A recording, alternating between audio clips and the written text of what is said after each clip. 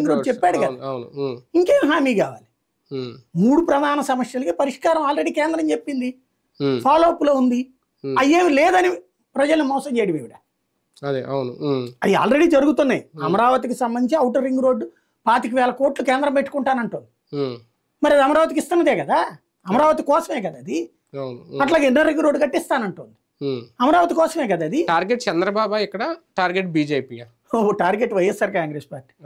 ఎందుకంటే వైఎస్ఆర్ కాంగ్రెస్ పార్టీ అడగట్లేదు, నేను ప్రతిపక్ష పాత్ర పోషిస్తున్నాను. అది కూడా ఒక వాళ్ళకి ప్రభుత్వంలో ఉన్నారు కాబట్టి వాళ్ళకి తెలిసి ఏం జరుగుతుంది అన్నది. వాళ్ళు ఆల్రెడీ పోలవరం ఏంటో తెలుసు, అన్ని తెలుసు. కాబట్టి ఇంకొత్తగా ఏం మాట్లాడతారు వాళ్ళు వచ్చి? కాబట్టి ఇది కొత్త పేచోడు పొద్దురగడ అంటారు, కొత్త పెచ్చగాడు అంటే షర్మిల గారు ఇలా అడగడం తప్పేం లేదు, ఆమె ప్రతిపక్షంలో ప్రశ్నించవచ్చు. కానీ వైసీపీ ఇంకా యాక్టివ్ కాలేదు షర్మిలతో పోలిస్తే, కాంగ్రెస్ తో పోలిస్తే. అందులో ఎందుకన్నా అబద్ధం ఎందుకు అంటున్నా? ప్రభుత్వంలో ఉన్న వాళ్ళకి వాళ్ళకి తెలియదా పోలవరం ఏం జరుగుతుందో, అమరావతి ఏం చూసే పరిపాలించారు కాబట్టి వాళ్ళకి తెలుసు.